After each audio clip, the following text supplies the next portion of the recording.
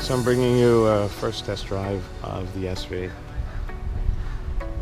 This car is insane. So we're gonna go out with the test driver first. Take a look at the roof. We're gonna do a run around the canyons, and then when we head back, I'll take the lead and kind of see how it is. See some differences compared to the anniversary car. We talk about the exhaust, the rear diffuser, and this painted portion. But yeah, we're ready to go.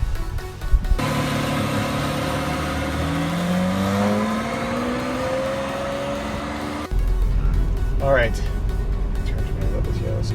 Hey guys, so I'm going to be driving the SV here for the first time, and as you guys know, I have the Anniversario named it's called the Avenger. It's a Verde Ithaca car, and so I'll tell you what I think here. I mean, I just got a write up with, sorry, what was your name again? Kevin Conway. Kevin Conway, who is an awesome, nowhere are we in? You're in Corsa. Awesome driver, but I can tell you, actually it's pretty easy to drive. I like the new display on the screen. I feel the difference in the steering. Oh yeah, it really is. But it's really precise. I mean, I feel so. I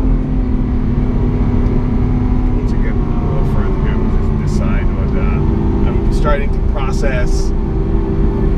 You know, the Anniversario versus Huracan versus this.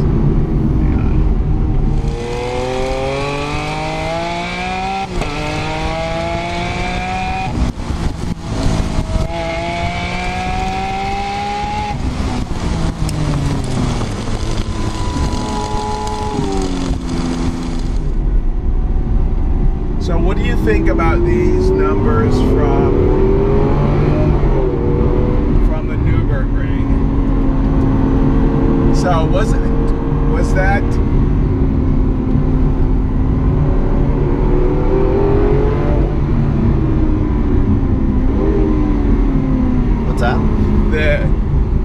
I'm processing. Yeah. I'm just, it's like, wow. Sensory overload, yeah, right? It's like, it's a very emotional experience. Yeah, it really is. There's so many senses going on right now. It truly is. Yeah. You know the story behind that. I forgot the name of the driver. Marco Campanelli. Yeah, Marco took the car out, right? Yeah. Was it planned, or was because basically the next day they basically said no more no more unlimited speed runs on the thing. Yeah, no, I mean, what's the story then? It was planned. Okay. I mean, they certainly went there with intent. Yeah. To set the record, and that was mission accomplished. I think it started to really. It was a good comparator because everybody wonders what the baseline is. The Nürburgring has been a baseline for so many years, and so many different cars, right? That it was important, I think, as Lamborghini enters this new era, and to show the capabilities of what it really was all about. It's an amazing car. Marco's a great driver. You know, there's a lot of things that led into that and that contributed to that.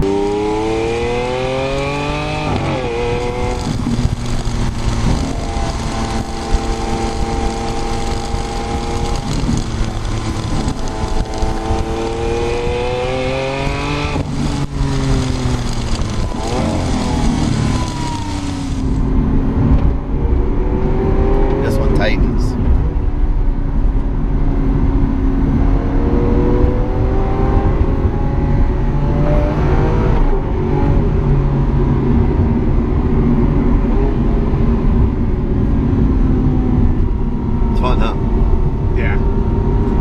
Get in trouble in this car very quickly. You can tell that the handling is far more neutral.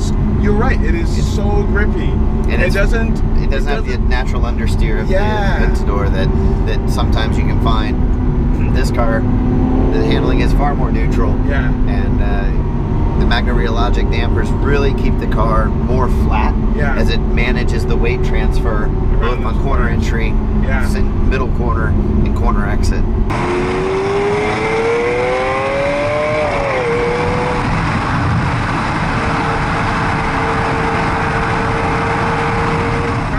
Gearbox in this car. It's the same gearbox as been in the Aventador. It's one of the fastest shifting single clutch gearboxes in the world. And then through still 50 milliseconds or so around quicker. Corsa. Yep, slightly quicker. Okay.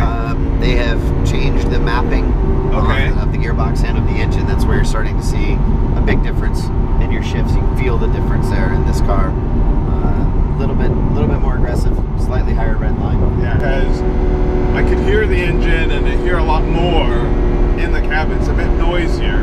Yeah. But that's what you're getting in a car that's an SV. Absolutely.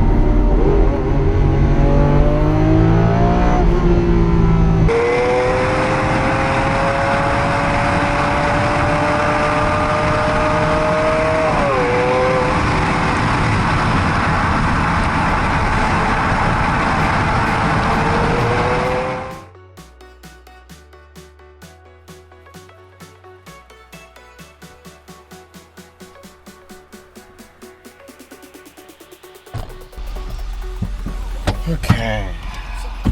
You have one on order? Well, I'm looking at the Roadster. I have an anniversary Roadster. Okay. Check out that dash. I love, by the way, the Veneno style Display? display. Yeah. So this has the obviously nav delete, right? Yeah, They come like that. That's how they come. They come Okay. with everything out. Okay. And then you can add back the lift system. Gotcha. You can add back the infotainment, etc. Okay. But the biggest thing, I mean, there's a lot of things that make the SV what the SV really is in terms of everything being stripped out that's non-essential. Only the essentials that are in the car. But 170% increase in downforce, 150% increase in aerodynamic efficiency. As a professional race car driver, the two biggest things that change everything about an Aventador to what the SV is for me is the dynamic steering and the magno-rheologic push rod dampers. That changed the game.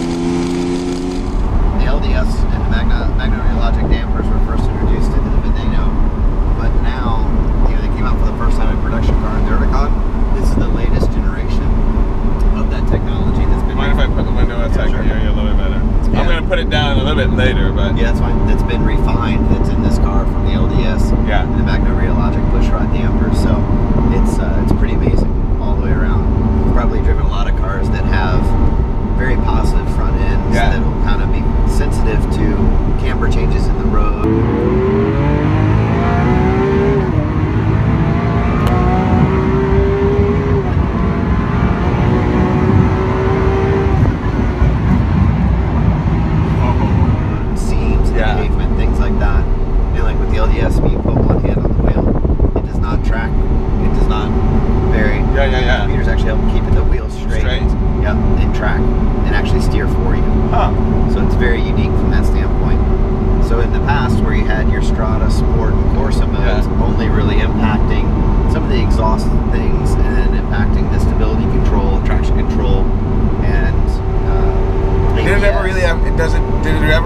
affect the suspension much? Not in the Urticon, yes. Yeah. In the Aventador, no. Yeah. It does now in the SV because of the magno-rheologic damper, so it's going to change that. Change it, right? Okay. And it also has affected the Alvex in terms of the power distribution front to rear. So that changes drastically between Strada Sport and Corsa. So how much of the power can you transfer to the in an Oricon? You can get quote unquote up to 100% of the power to the rear. Yep. Is that also true on the SV or no? This car you're going to see approximately in a range of about 90-10, so 90-10 to the front.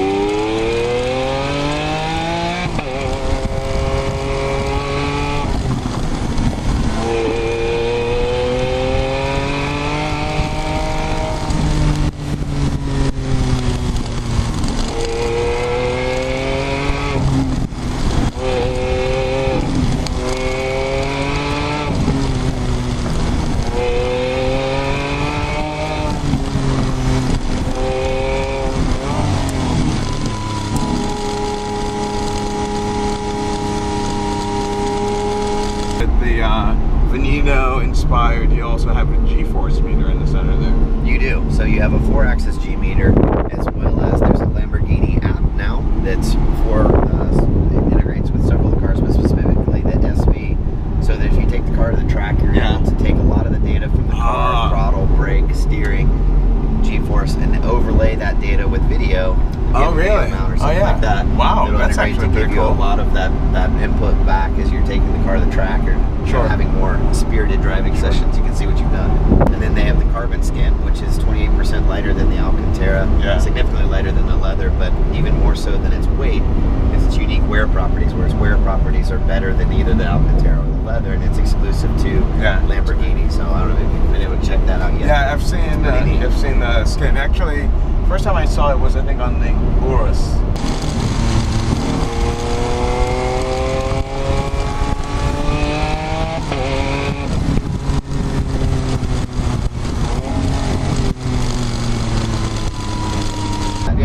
For me, it's like I want to be able to feel what the car's doing, have a sense of predictability, and know that when I make steering inputs that the car is going to do what I ask it to do, and talk back to you. Because to properly drive a car, you drive with your feet as much as your hands. Yes. And the SV allows you to really extract the maximum out of yourself, but also the car. So, I might be somewhat biased as working for Lamborghini, but I can tell you that it'll be hard pressed to find anyone.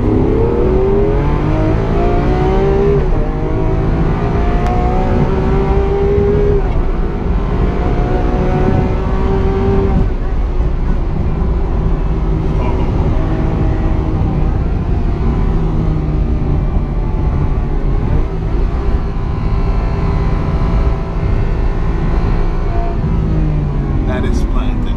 Oh yeah. That is planted. Back to translating a better feel. Yeah.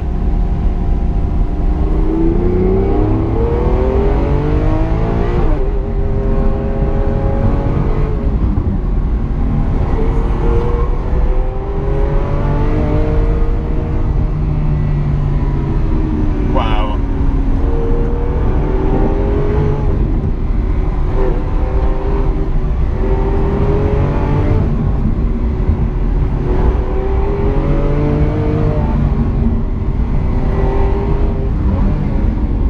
What to say. I don't even know what to say to that. Holy cow. Yeah. Okay. There's no drama. No. I mean, it's fun. But the car's not bad too. Yeah, but it's crazy the amount of grip that this car has. Is where you start to really begin to understand when you hear these statistics, they don't make a lot of sense. You hear 150% increase in aerodynamic efficiency. Well, what does that mean? What does 170% increase in downforce really mean to the person once you get behind the wheel of the SV? What it means is it's a much more secure feeling. It's a much more planted car, and it's more efficient in the overall aerodynamics, so that they can maximize the downforce without adding any more drag to the car.